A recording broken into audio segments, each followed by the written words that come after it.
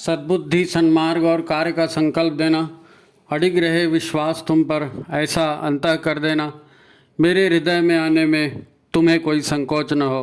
हे गुरुदेव, मुझे नज़रों से दूर कभी न होने देना। हे गुरुदेव, मुझे नज़रों से दूर कभी न होने देना। नमस्कार, गायत्री चिंतन धारा के इस सतत प्रवाह में आपका स्वागत है।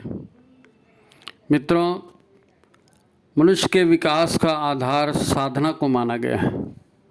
साधना अपनी ऊर्जाओं को भटकने से रोकना, उनको एकत्रित करना, आत्म विकास करना, अपनी चेतना का विकास करना, बहुत सारी बातें साधना के संबंध में कही जाती हैं। गायत्री मंत्र की दीक्षा, गायत्री मंत्र का जाप, गायत्री उपासना, फिर 24,000 गायत्री जाप का अनुष्ठान, 1.25 लाख गायत्री मंत्र जाप का अनुष्ठान या चंद्रायण साधना, ये सभी व्रत इसके लिए किए जाते हैं, प्रचलित हैं।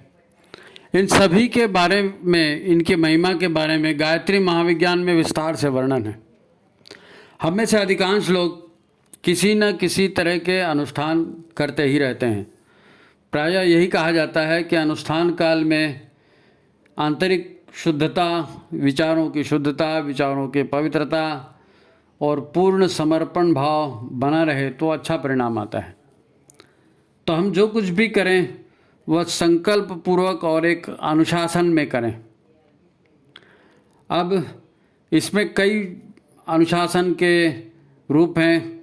भूमि शयन करते हैं, आहार को सात्विक करते हैं, है ना, दिनचर्या को सात्विक बनाते हैं और श्रद्धापूर्वक अपना कर्तव्य समझकर खुशी खुशी प्रसन्नता के साथ अनुष्ठान करते हैं। अब इसमें समय लगता है, मंत्र जाप में भी समय लगता है, बाकी जो तैयारियां हैं इसमें भी समय लगता है। मतलब ये कि अनुष्ठान काल में मंत्र जाप के अलावा और भी कुछ प्रक्रियाएं हैं जिनको करने से अनुष्ठान सफल होता है। आज की हमारी ये चर्चा 9 दिवसीय अनुष्ठान करने वाले, 40 दिवसीय अनुष्ठान करने वालों के लिए अत्यंत लाभदायक होने वाली है, महत्वपूर्ण होने वाली है। अब तक आप हर दूसरे एपिसोड में साधना विषयक चर्चा हम लोग करते आए हैं, फिर भी आज आपको काफ़ी कुछ नया मिलने वाला है। इसे अपनाकर अपने अनुष्ठान को और भी ज़्यादा आप प्रभावी बना सकते हैं। जैसे कि वंदनी माता जी की प्रेरणा आई है, निश्चित ही यह काफ़ी व्यावहारिक और महत्वपूर्ण बातें होंगी। अनुष्ठान तो वैसे ही करना है जैसे आप करते आए हैं, लेकिन उसके साथ जो मनोभाव बनाने हैं, उसके साथ अन्य काम जो करने हैं, वो अगर हम करते हैं तो अनुष्ठान अधिक प्रभावी होता है। तो आप वीडियो को लाइक कर लें, जिन्होंने चैनल को सब्सक्राइब नहीं किया वो सब्सक्राइब भी कर लें, ठीक है। तो आज हम अपनी बात यहाँ शुरू करते हैं। मित्रों, आज हम जिस तरह से जी रहे हैं इसके लिए कहा जाता है कि मशीनी युग में जी रहे हैं। हमारे पास समय की कमी है, क्योंकि हमारे मन में जीवन के बारे में हमने अनेक तरह की आकांक्षाएं पाल के रखी हैं, कल्पनाएं पाल के रखी हैं। जीवन के लिए हमने अपने लिए कई टारगेट सेट किए हुए हैं जो भौतिक उपलब्धियों के देने वाले हैं। हमारा सारा ध्यान उसी तरह का जीवन पाने पर केंद्रित रहता है। अब समाज में बड़ी कंपटीशन भी है, तो हमारे काम भी उसी प्रमाण में बढ़ गए हैं, क्योंकि गुणवत्ता बढ़ानी है काम में। इसीलिए समय हमें कम पड़ता है और जल्दबाजी हर काम में बनी रहती है। मशीन के जैसे फटाफट इसके बाद वो, उसके बाद वो करते रहते हैं। बैठ करके सोचने समझने का अब किसी के पास समय नहीं। अब साधना तो जल्दबाजी में होती नहीं है। ठीक है, हमने मंत्र दीक्षा ले ली है, परंतु समाज में साधना के बारे में इतनी गलतफहमियां हैं। हमारा ज्ञान यही है कि भाई साधना, तपस्या ये ऋषि मुनियों का काम है और इसके लिए जंगल में जाना पड़ेगा, आश्रम में जाना पड़ेगा, हिमालय आदि में झोपड़ी बना के रहना पड़ेगा। बहुत सारी कल्पनाएं हमने करके रखी।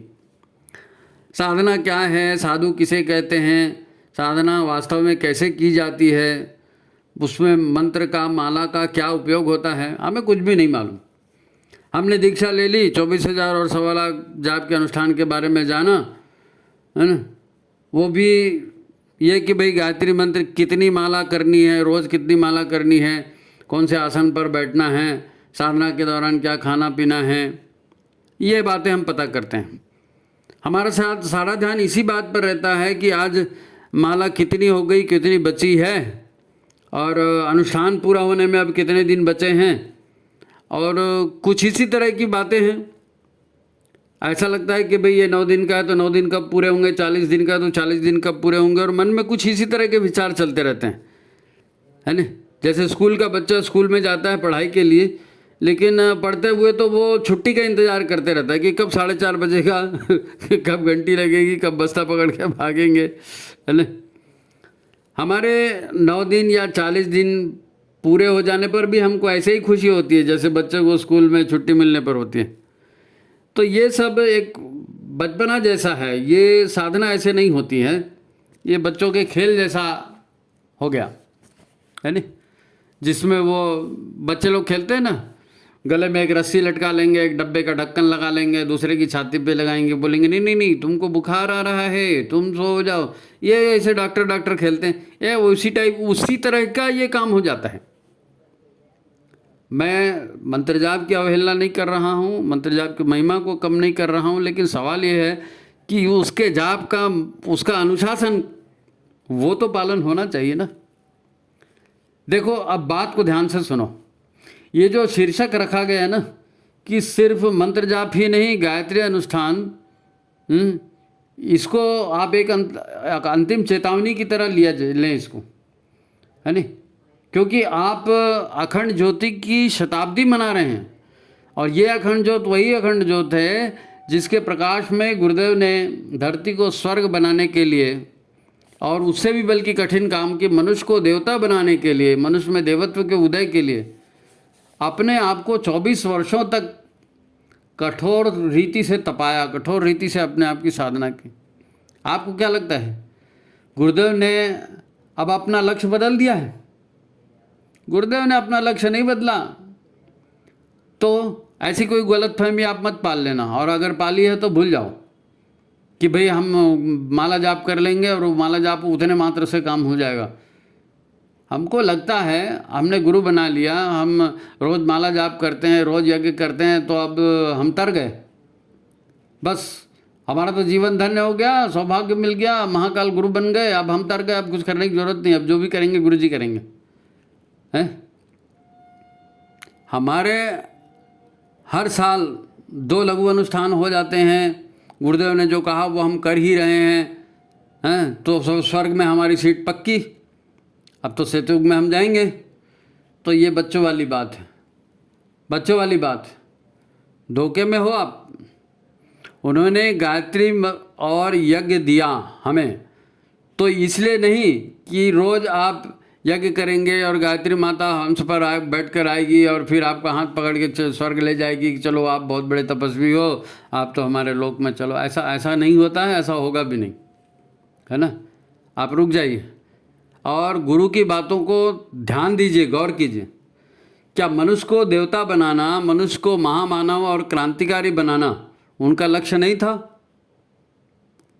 उन्होंने इतनी कठोर तप साधना की और जो लक्ष्य अपने सामने में रखा, मनुष्य देवता बने और धरती स्वर्ग बने, उसके लिए उन्होंने क्या कहा था कि हाँ बेटा हमको महामानव बनाना है, हमको क्रांतिकारी बनाना है, हम आपको पैसे वाला नहीं बनाएंगे, हम आपको महामानव बनाएंगे। घर गला अलग जगाने की बात उन्होंने इसलिए की थी, किस लिए की थी? ऐसी घर घर जाएंगे, सब पीले कपड़े पहनेंगे और सब लोग माला जाप करेंगे तो स्वर्ग के सामने फिर लाइन लगा देंगे पीले कपड़े वालों की कि भैया देखो हम तो गायत्री के साधक हैं, हमको तो स्वर्ग में स्थान मिलना चाहिए, ये हमारी प्रोफाइल देखिए, मैं अमुक हूँ, मैं शांति कुंज में उसके साथ में हूँ, ये मेरी उसके साथ फ़ोटो है, ये मुझको माला पहना रहे हैं, ये मेरा स्वागत कर रहे हैं और मैं तो ज़िंदगी पर बहुत सारा काम किया, ये प्रोफाइल दिखाएंगे। अरे एक बार युग निर्माण सत्संकल्प के जो 18 सूत्र हैं उनको दोहरा कर देख लो, गुरुदेव ने हमसे क्या अपेक्षा की है, क्या चाहते थे गुरुदेव? युग शक्ति गायत्री और दुनिया का श्रेष्ठतम कर्म यज्ञ इसीलिए दिया था कि इसके माध्यम से अपने भीतर की असुरता, अपने भीतर के कषाय कल्मश, अपने भीतर का अहंकार, लोभ, स्वार्थ, ये सब भस्म करने में हमें सुविधा हो। गायत्री पाप नाशिनी है, इसलिए उन्होंने कहा कि बेटा जितने कषाय कल्मश है वो मिट जाएंगे, तुम गायत्री का जाप करो। उद्देश्य गायत्री का जाप करना नहीं था, उद्देश्य कषाय कल्मश मिटाने का था, यज्ञ भाव पैदा करने का था, भीतर से पवित्र होने का था, अहंकार लोभ के नाश का था, ये सब भस्म होना था। इसलिए उन्होंने गायत्री दी, इसलिए उन्होंने यज्ञ दिया कि इसके माध्यम से आपको अपना काम करने में सुविधा होगी। आपके सामने में 1926 में प्रज्वलित है ना, जो गुरुदेव ने अपनी साधना के लिए ज्योत प्रज्वलित की थी, वो दिव्य ज्योत है, पवित्र कलश आपके घर तक आ रहा है। इसलिए कि आप खुद बदलें और विनाश के गर्त में जाने से बचें। विनाश के गर्त में, हम लोग विनाश के गर्त में जा रहे हैं ना। जिस रास्ते पर अधिकांश लोग चल रहे हैं वो रास्ता तो विनाश के गर्त में जा रहा है। वर्ष के ऊपर वर्ष बीत रहे हैं पर ना तो हमारी चिंताएं कम हो रही हैं। मेहनत हम बहुत कर रहे हैं, पैसा भी हम बहुत कमा रहे हैं, समय भी हमारा बहुत लग रहा है, पर हमारी चिंताएं कम नहीं हो रही हैं, हमारा स्वास्थ्य ठीक नहीं हो रहा है, हमारा परिवार भी हमारे से नहीं संभल रहा है। ये सब गर्त में जाने के लक्षण हैं, गर्त में जाने के लक्षण हैं। संगठन में भी हम कार्य करते हैं, लाल मशाल को पूजना है, ठीक है, लाल मशाल को पूजना है, पर आप लोगों की सुनते हैं क्या? काम करने के लिए किसी को कहते हैं, पद पर बिठाने के लिए आपको फिर दूसरा आदमी लगता है कि नहीं नहीं इसको बिठाओ, ये हमारा कहना मानेगा। तो आपको अपना कहना मानने वाला आदमी चाहिए कि काम करने वाला आदमी चाहिए? आप चाहते हैं कि हमको हमारा हाजी हाजी करने वाला आ जाए और बस हमारी गद्दी भी सलामत, उसकी भी गद्दी सलामत। ये बात हम आगे नहीं बढ़ाते, ये वाद विवाद का विषय हो सकता है। बस एक इशारा किया जाए, एक इशारा कि खुद हम अपने आप को, अपने रास्ते को देखें, हम किस रास्ते पर जा रहे हैं और क्या उसमें सुधार की गुंजाइश है क्या। क्योंकि गुरुदेव सब देख रहे हैं, उनको सबकी चिंता है, किसके साथ न्याय हो रहा है, किसके साथ अन्याय हो रहा है, गुरुदेव को सबकी चिंता है नहीं। देखो, इस बात को बहुत गंभीरता से लीजिए। इस बात को मैं दूसरे ढंग से कहूँगा, इस ढंग से हमने कभी कहा नहीं आपके सामने में, लेकिन आज कहूँगा। मैंने अपने आप से पूछा था कि ये लोग गायत्री गायत्री करते हैं, डफली बजाते हैं, सड़क पे जुलूस निकालते हैं, सावधान युग बदल रहा है, हम सुधरेंगे युग सुधरेंगे, नारे लगाते हैं, गीत बहुत सारे गाते हैं। तो ये गायत्री वाले करते क्या हैं? ये गायत्री साधना करने के लिए बोलते हैं, ये साधना क्या है ना? मैंने केवल मन में ये प्रश्न किया था और मैं प्रश्नवाचक दृष्टि से इनको देखा करता था, लेकिन गुरुदेव ने पता नहीं कहाँ गुरुदेव को कैसे पता चल गया, उन्होंने एक व्यक्ति को मेरे पास भेजा, क्योंकि मैं अपने मन से शांति कुंज नहीं गया था। एक बंदे ने मुझको कहा था कि चलो भाई शांति कुंज चलेंगे, वो हमारे गुरुजी का स्थान है, वो ऐसा ऐसा है और हरिद्वार में है, तो वहाँ हरिद्वार से ऋषिकेश भी पास में है, तुम कभी गए हो क्या? नहीं गया? हाँ चलो एक बार देख लो, वो भी आपको अच्छा लगेगा, फलाना ठिकाना। अरे अब मैं जाना नहीं चाहता था, क्योंकि मुझको ये ना बाबा लोग का ढोंग धतूरा बिल्कुल पसंद नहीं था।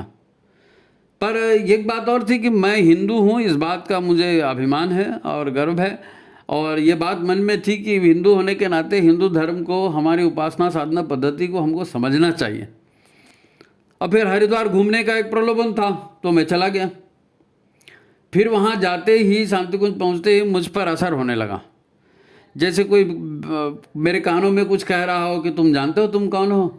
क्योंकि वो मंदिर मैंने देखा ना भटका हुआ देवता का, तो मैं बड़ा प्रभावित हुआ उससे।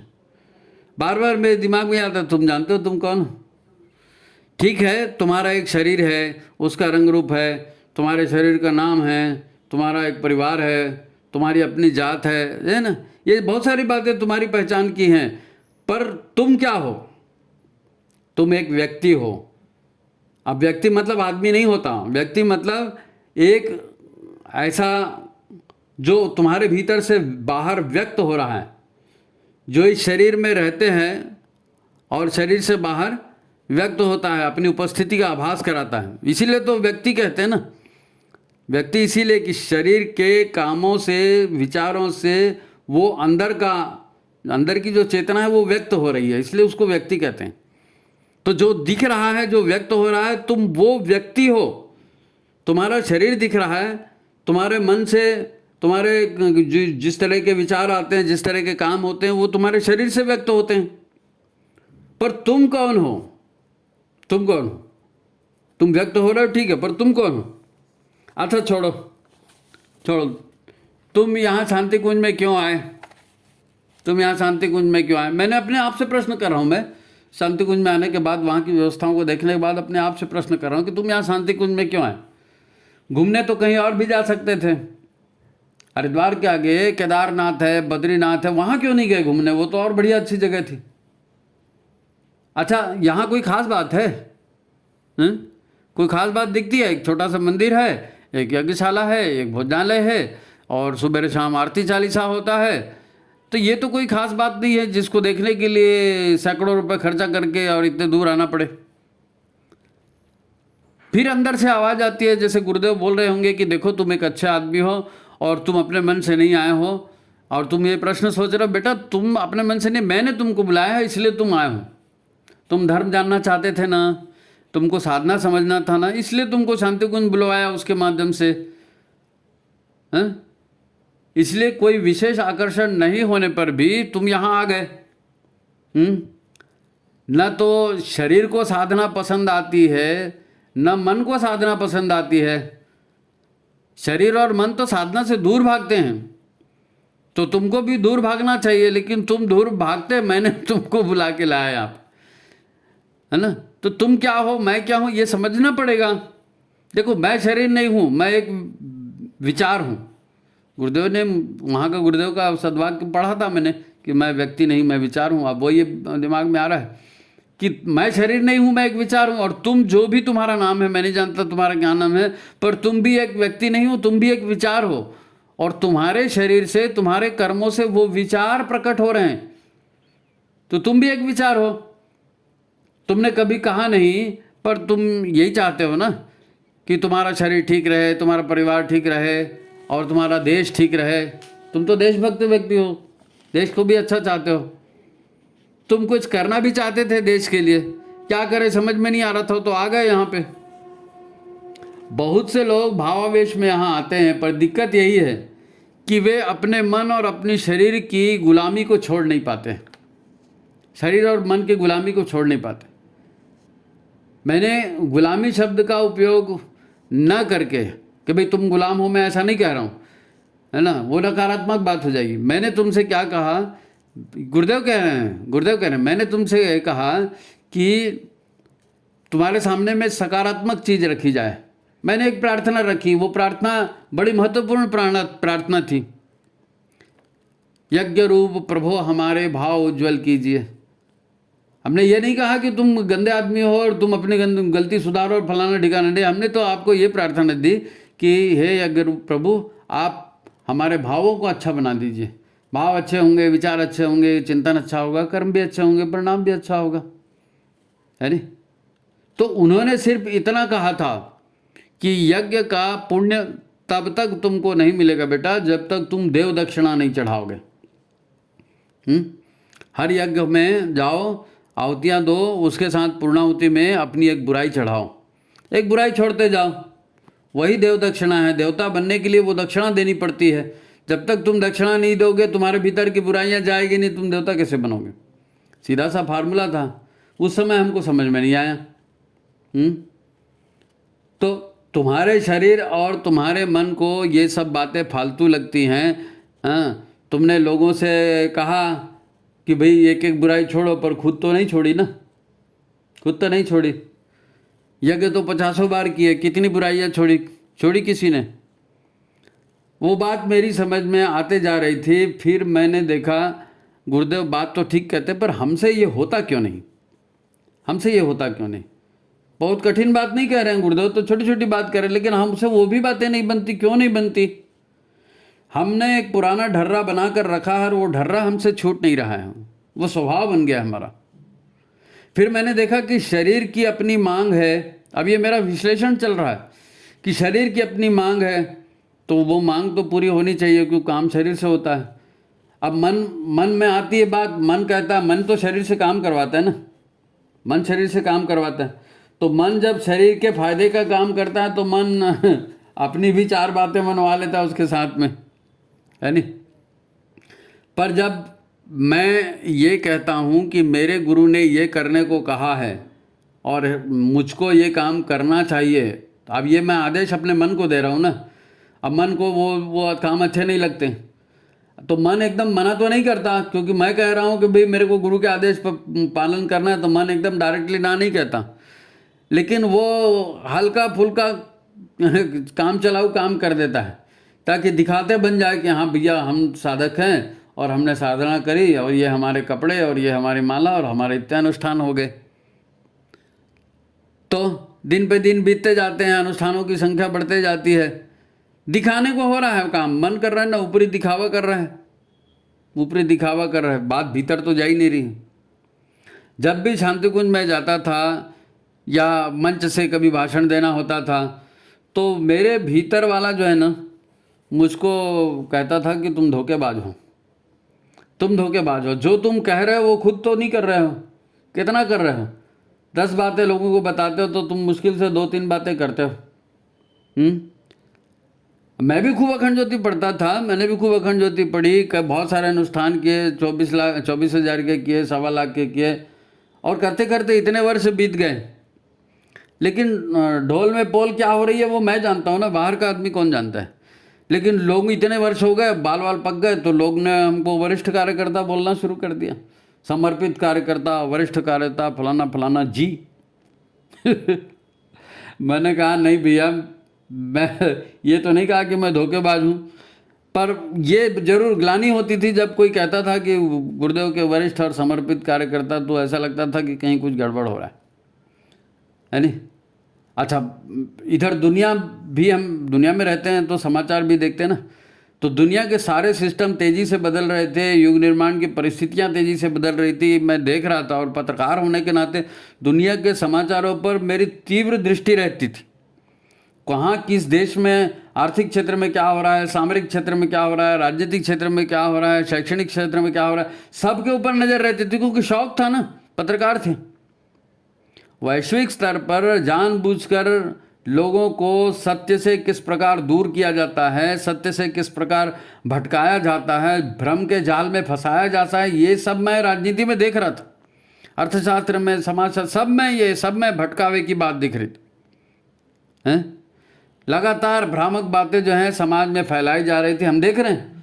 और विज्ञापन का तो पूछो ही मत, विज्ञापन ने तो बिल्कुल, यानी जो बोलते हैं ना, सत्य का अंतिम संस्कार कर दिया इन विज्ञापन वालों ने। अब मैं मन में अनुभव करता था, फिर भी जब कभी वो गीत याद आता था कि घर घर अलग जगाएंगे हम, बदलेंगे जमाना, तो मेरी ग्लानि और बढ़ जाती थी कि 30 साल से तुम गुरुदेव के से जुड़े हो, कौन सा व्यक्ति बदला, कौन से घर की व्यवस्था बदली, कौन सा जमाना बदलने की बात कर रहे हो, तुम खुद बदले क्या, कितना बदले है। आम जनता को कुछ भी नहीं मालूम कि दुनिया में कौन सी देव शक्तियाँ हैं, कौन सी दुष्ट शक्तियाँ हैं, और फिर ये दुष्ट शक्तियाँ किस तरह से लोगों को मूर्ख बनाती हैं। हम तो गायत्री में सद्बुद्धि की बात करते हैं, ये दुर्बुद्धि फैला रहे हैं ना, विज्ञापनों से, सर्वे से, प्रचार से दुर्बुद्धि फैला रहे हैं, फंसा रहे हैं लोगों को। तो ऐसा एक अविश्वास का माहौल बन गया है, कौन किसके ऊपर कैसे विश्वास करे, क्या सच है क्या झूठ है। ऐसा लगता है कि अमुक आंदोलन हो रहा है, उसमें हजारों लोग आ रहे हैं, तो हजारों लोग आ रहे हैं, कैसे आ रहे हैं, यहाँ घर में घर का सदस्य क्या कहता है, क्या बोला, वो उसको समझने के लिए समय नहीं है, और देश को, समाज को समझने के लिए समय है इनके पास। ऐसे हजारों की भीड़ आती कैसे है? तो ये झूठ के सहारे आती, ये पैसे के सहारे आती, ये लोगों को भ्रम में फंसा कर आती। पैसे दे देकर हर गलत काम करवाया जा रहा है लोगों से, सरकारों से करवाया जाता है, नेताओं से करवाया जाता है। वैश्विक साम्राज्य की बात हो या शहर की बात हो या ब्लॉक स्तर के नेताओं की बात हो, आप देखो ना, प्रत्यक्ष दिखता है, दारू बांटो, पैसा बांटो, लोग आपके पीछे खड़े हो जाते हैं, काम मांगते रहते हैं। तो जब कभी चित्त शांत होता और गुरुदेव के पराक्रम का ख्याल आता था, तो रोंगटे खड़े हो जाते थे कि बाप रे, एक एक आदमी के विचार इतने सड़े गले हैं, एक एक व्यवस्था इतनी सड़ी गली है, और इस व्यवस्था को इस आदमी ने पूरा अमूलचूल बदलने की बात सोची कि मैं पूरी दुनिया बदल दूंगा। ये साहस आखिर आया कहाँ से यार? एक व्यक्ति इतना साहस कैसे कर सकता है? अच्छा, गुरुदेव ने फिर जिस नारी शक्ति के माध्यम से परिवर्तन की बात की ना, उसको भी देख के यकीन नहीं होता था, उसको भी देख के यकीन नहीं होता। नारी शक्ति के माध्यम से परिवर्तन की बात, अरे नारी के हालात तो पुरुषों से भी गए बीते हैं, और फिर दुष्ट शक्तियों ने नारी को माध्यम बनाकर ही तो दुनिया को भ्रष्ट करने का कार्यक्रम चला के रखा है। हर विज्ञापन में नारी का ही तो उपयोग होता है। तो ये युग परिवर्तन गुरुदेव कैसे करेंगे, कैसे होगा, कैसे होगा? पता नहीं गुरुदेव क्या करने वाले हैं, हैं? कैसे जलेगी ये पाप की लंका, कुछ समझ में नहीं आता था। फिर विचार आता कि नहीं, वो तो महाकाल है, वो महाकाल है, वो सब कर सकते हैं, वो सब कर देंगे। पर एक प्रश्न फिर हृदय में टीस पैदा करता था, क्योंकि उन्होंने बड़ी गंभीरता से बात कही थी कि बेटा दुनिया पूरी उल्टे जा रही है और हम इस उल्टे को उलटकर सीधा करने जा रहे हैं, तो आप जो है ना हमारे अंग अवयव बन जाओ। तो गुरुदेव ने अपने लिए कभी कुछ नहीं कहा, यज्ञ में देव दक्षिणा में अपनी बुराई चढ़ाने के लिए कहा, खुद के लिए तो कुछ नहीं मांगा ना। खुद के लिए सिर्फ इतना मांगा था कि भाई मैं दुनिया को पलट करके उल्टे को सीधा करने जा रहा हूं, तो तुम हमारे अंग अवयव बन जाओ, अंग अवयव बनकर हमारे काम करो। तो अब ये अंग अवयव बनकर कैसे काम करें, ये मेरे सामने बहुत बड़ा प्रश्न था कि गुरुदेव के अंग अवयव बनकर हम कैसे काम करें, कौन हमको काम करने देगा, हमारी बात सुनेगा कौन? फिर बिना टीम के काम कैसे होगा, टीम कैसे बनेगी? अच्छा, जहाँ टीम बन रही थी तो काम हो रहे थे, उसको भी हमने देखा ना। तो एक टीम बनती है, एक संकल्प लेती है, शांतिकुंज से तिलक होता है, लोग आते हैं, फिर बड़ा आयोजन करते हैं, अखबारों में समाचार आते हैं, लोग पैसे भी देते हैं, लोग समयदान भी करते हैं, और बड़े धूमधाम से आयोजन होता है। सारी दुनिया देखती है कितने धूमधाम से हुआ, अखबारों में समाचार आते हैं, टीवी वीडियो में आते हैं, व्हाट्सएप फेसबुक सब भरे पड़े रहते हैं। तो व्यक्ति में सचमुच देवत्व उतर रहा है क्या? आयोजन हो जाता है लेकिन प्रयोजन पूरा होते हुए दिखता ही नहीं है। कोई व्यक्ति, उसकी जो है क्वालिटी, मानवता उसके भीतर बढ़ रही है, देवत्व उसके भीतर बढ़ रहा है, ये तो नहीं दिखता। नए लोग जुड़ते हैं बेचारे, दीक्षा लेते हैं, पर उन बेचारों को आगे साधना की राह दिखाएगा कौन? उनको साधना की राह दिखाने वाला कोई नहीं होता। जिसने पिछले जन्मों में कुछ साधना की है, उसके पास कुछ साधना की पूंजी है, वो कुछ करते हुए दिखता है, बाकी लोग फिर भटक जाते हैं। सोचता हूँ हर शक्तिपीठ में, हर प्रज्ञापीठ में अगर ऐसी व्यवस्था बन जाए जैसे शांतिकुंज में है, हर शक्तिपीठ प्रज्ञापीठ शांतिकुंज जैसा बन जाए, और गुरुदेव भी शायद यही चाहते रहे होंगे, पर ये पॉसिबल दिखता कहाँ है? ऐसे योग्य लोग निकल कर आते दिखते नहीं, जो हर शक्तिपीठ को शांतिकुंज जैसा बना सकें। कहाँ हैं ऐसे लोग? वो बड़े बड़े नाम है, वो उसमें कोई मतलब, हम इतने दिन से जुड़े हैं, वो नाम है, वो सब ठीक है, लेकिन कौन सा पीठ है जो शांतिकुंज जैसे काम कर रहा है? कोई दिखता है? तो जिनमें इस तरह की सोच ही नहीं है, मैं बहुत सारी सभाओं में गया, इस तरह का मैंने कभी वहाँ संकल्प नहीं देखा कि चलो गुरुदेव की जन्म शताब्दी आ रही है, कि माता जी की जन्म शताब्दी आ रहा है, तो हम अपने शक्तिपीठ को शांतिकुंज जैसे बनाएंगे। हाँ भाई चलो, क्या प्लान बनाते हैं? कहीं हमने ऐसी गोष्ठी देखी ही नहीं। अब नारी जागरण कार्यक्रम को ही लो, किसी पुरुष को मैंने नहीं देखा कि वो सोचे कि भाई चलो मैं अपने पत्नी को ज्ञानवान बनाऊं, कि मैं अपने बेटी को ज्ञानवान बनाऊं, कि अपनी बहू को ज्ञानवान बनाऊं, है ना, सामर्थ्यवान बनाऊं, उनको साधक बनाऊं। कोई सोचता है? कोई नहीं सोचता। कोई अपने घर की महिलाओं को आप साधना में नहीं जोड़ रहे हो, उनको नया मतलब एक प्रतिष्ठित जीवन देने की सोच ही नहीं रहे हो, तो समाज की महिलाओं के बारे में क्या होगा? भाई होना तो यही चाहिए था ना, पर करेगा कौन? हमारे अंदर भी बहुत सारे प्रकोष्ठ हैं, युवा प्रकोष्ठ है, नारी प्रकोष्ठ है, वो रचनात्मक प्रकोष्ठ है, वो दिया वाले हैं, फिर शक्तिपीठ वालों का ट्रस्ट मंडल है, ये बहुत सारे लोग हैं भाई, बहुत सारी टीमें हैं, उनके बहुत सारे मुखिया हैं, और बहुत बड़े बड़े वरिष्ठ लोग हैं, है नहीं, वरिष्ठ लोग हैं। लेकिन पता नहीं अभी कुछ समझ में ही नहीं आता कि ये हो क्या रहा है। और ये कोरोना के बाद तो ऐसा लगता है कि पूरा मिशन जो है व्हाट्सएप में आ गया है, और जूम मीटिंग और नेट, और बस इसी में मिशन हो गया, है ना। पूरी जानकारी तो हमको भी नहीं है, तो हम उसके बारे में क्या कर सकते हैं। फिर मैं ना ये सोच के थक हार के बैठ गया, और संगठन से काम करवाएगा कौन? समझ में नहीं आ रहा था। फिर एक उम्मीद जगी कि चलो गुरुदेव की जन्म शताब्दी तो हो गई, अब माता जी की जन्म शताब्दी आ रही है, और ख़ास करके जो 2026 का जो समय है, जो 1926 से अखंड ज्योत जल रही है, उसकी भी शताब्दी आ रही है। तो जिस ज्योत में पूज्य गुरुदेव ने इतनी बड़ी साधना की, वो ज्योत शायद कुछ दिखाए, है नहीं, कुछ प्रताप उस ज्योत से निकले, कोई चमत्कार हो जाए, कोई महामानव हमारे बीच के उभर कर आए और कुछ चमत्कारिक बातें हो जाएं। बस इसी सपने में जी रहे हैं, और लगता है कि बस ये सपना जो है ना यही रहे, सपना टूटे मत, क्योंकि हकीकत तो जो है ना वो नकारात्मक बातों से भर जाती है। हकीकत को देखते हैं तो बहुत सारी नकारात्मक बातें आती। अब ये मैंने अपने हाल बताया, आप भी सोच रहे होंगे ना, आप भी तो मिशन में रहते हैं, समाज में रहते हैं, तो आप भी सोच रहे होंगे हैं, और आपको ये भी लगता होगा कि भाई गायत्री चिंतन धारा में आज ये क्या चिंतन हो रहा है, आप बीती सुना रहे हैं। तो ये भी चिंतन का ही तो विषय है भाई। गायत्री चिंतन, ये गायत्री चिंतन नहीं है क्या? बस बात इतनी है कि जब मेरे मन में ये विचार आया तो औरों ने भी तो इस विचार पर सोचा होगा। लोग भी तो श्रद्धा से ही जुड़े थे ना, कि मैं एक श्रद्धावान हूँ, बाकी सब बिना श्रद्धा के, ऐसा तो है नहीं। उन्होंने भी कुछ ना कुछ तो सोचा होगा, तो शायद उनकी चर्चा से, उनके समाधान से हमको कोई समाधान मिले, इसलिए ये चर्चा रखी है। मेरे मन में आया तो आपके भी मन में आया होगा। और फिर गुरुदेव ने कहा ना, मेरे मन में जो समाधान आया मैं बता रहा हूँ, मेरे मन में, क्योंकि इन सारी परिस्थितियों को आप भी देख रहे हो, मैं भी देख रहा हूँ। मेरे मन में समाधान आया कि गुरुदेव ने कहा, बेटा व्यक्ति अकेला पैदा होता है, अकेला मरता है और अकेला ही अपने कर्मों का फल भोगता है। इसलिए तुम अपने आप को देखो, अपने विचारों को देखो, अपने कर्मों को देखो, उसको ठीक बनाओ। अब फिर उनका दूसरा सूत्र था कि अपना सुधार ही संसार की सबसे बड़ी सेवा है। अपना सुधार ही संसार की सबसे बड़ी सेवा है।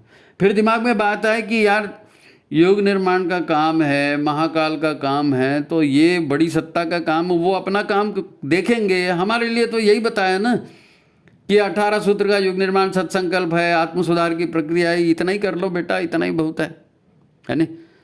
तो हर अनुष्ठान में हम जो जाप कर रहे हैं, तो उसके साथ में अपनी गुणवत्ता कैसे सुधर रही है कि नहीं सुधर रही है, इधर कंसंट्रेशन होना ज़्यादा अच्छा है ना।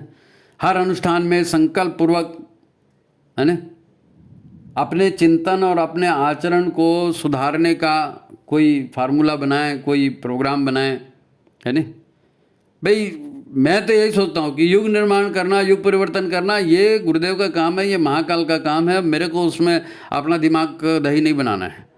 वो बड़े काम हैं, गुरुदेव कर रहे हैं, करेंगे, हम नहीं बोलेंगे तो भी करेंगे।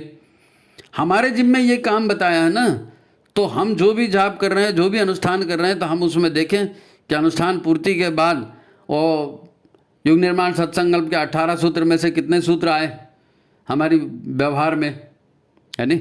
आत्म सुधार में हमने क्या क्या सुधार किया। जाप अपनी जगह है, जाप की महत्ता को हम कम कर ही नहीं रहे, कोई कर भी नहीं सकता, लेकिन जाप एक माध्यम है आत्म सुधार का, साधना का एक उपकरण है, आप कह सकते हैं, है नहीं। यज्ञ एक माध्यम है, अल्टीमेट गोल तो यही है ना कि मनुष्य में देवत्व का उदय। तो ठीक है, गुरुदेव अपना काम कर रहे हैं, हमको अपना काम कर रहे हैं। आपको जो भी अच्छा लगता है, आप जो भी इस विषय पर विचार करते हैं, तो व्हाट्सअप करिए, हमको भी बताइए, हम भी आपके विचार से लाभान्वित होंगे। हमको जो स्थिति लगी हमने बताया, और अब अनुष्ठान आ रहे तो अनुष्ठान में ज़रा इधर ध्यान दें, है ना। केवल जाप के ऊपर नहीं कि कितनी माला बची है, कितनी हो रही है, नहीं, इधर भी थोड़ा ध्यान देना। आत्मनिर्माण, अपना सुधार संसार की सबसे बड़ी सेवा है, इधर भी ध्यान देना है। नहीं तो अनुष्ठान का कोई मतलब नहीं, माला जाप तो कोई भी कर लेगा, गुरुदेव तो युग निर्माण कर ही लेंगे, हमारे लिए काम क्या है। तो एक छोटी सी बात थी, दिमाग में आई, आपके सम्मुख रखा।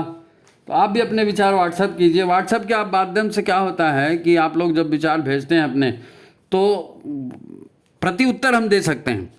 अब आपने यूट्यूब पर कमेंट कर दिया, उसमें कमेंट कर दिया, तो हमारे पास आपका नंबर नहीं आता, हमको आपसे बात करनी, कैसे बात करेंगे। और इतने सारे लोग कमेंट करते हैं, सबसे कांटेक्ट कैसे हो सकता है। सबको अगर मैसेज टाइप करते बैठे तो दिन भर टाइपिंग में लग जाएगा, है नहीं। तो ज़रा सुविधा व्यवस्था का ख्याल रखें, और जो भी आपको कहना पूछना है तो उसके लिए व्हाट्सएप का उपयोग करें, नंबर आखिरी में दिया है। तो ये आज का विषय था, गंभीर विषय था, एक अलग ढंग का लग सकता है आपको, लेकिन आप इस पर गंभीरता से चिंतन कीजिए, है ना, गंभीरता से इस पर चिंतन कीजिए। तो फिर हो गई आज की बात समाप्त। सभी को नमस्कार, प्रणाम। भगवान आपकी साधना सफल करे, और साधना का उद्देश्य आप कभी ना भूलें कि साधना किस लिए कर रहे हैं, है ना। और साधना ज़बरदस्ती ना करें, शुद्ध मन से करें। आत्मकल्याण की बात है, अपना फ़ायदा होने वाला ये सोच कर करें, ठीक है। तो आज की बात समाप्त। सभी को नमस्कार, प्रणाम। गुरुदेव आपकी साधना सफल करें, इसी कामना के साथ ये आज का वीडियो समाप्त करते हैं यहीं पे।